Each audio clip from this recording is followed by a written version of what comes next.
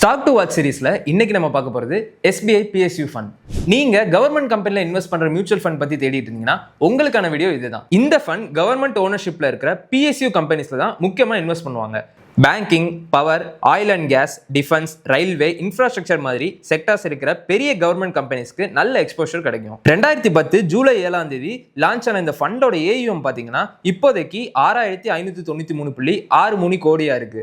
இதோட NAV பாத்தீங்கன்னா 34.68. இதோட benchmark BSE PSU TRI. இதோட ஃபண்ட் மேனேஜரா ரோஹித் சிம்பி இருக்காரு. செக்டார் அலோகேஷன் பார்த்தா financial services, utilities, industrials, energy basic materials இந்த செக்டார்ஸ்லாம் இவங்க ஃபோக்கஸ் பண்றாங்க. சிம்பிளா சொல்லணும்னா SBI PSU fund government ownership கீழே இருக்கிற பெரிய PSU கம்பெனிஸ்ல இன்வெஸ்ட் பண்றாங்க. அதாவது SBI, power grid, GAIL, Bharat electronics limited, oil and natural gas corporation limited, national thermal power corporation limited மாதிரி நிறுவனங்களோட growthல இருந்து ரிட்டர்ன்ஸ் ஜெனரேட் பண்ற ஒரு தீமேட்டிக் மியூச்சுவல் ஃபண்ட் தான் இது.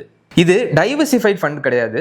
PSU தீம்ல மட்டும் கான்சென்ட்ரேட் பண்றதுனால இதோட ரிஸ்க் ரொம்ப அதிகம். அதனால 5 to 7 years long derma invest பண்ண ரெடியா இருக்கிறவங்க, ஹை ரிஸ்க் எடுக்க ரெடியா இருக்க இன்வெஸ்டர்ஸ் இந்த ஃபண்டை கன்சிடர் பண்ணலாம். 10% to 20% சேட்டலைட் அலோகேஷனா வைக்கிறது நல்ல ஒரு அப்ரோச். இந்த மாதிரி ஸ்டாக் ரிலேட்டட் வீடியோஸ்க்கு மறக்காம பணத்தோட சேனலை ஃபாலோ பண்ணுங்க.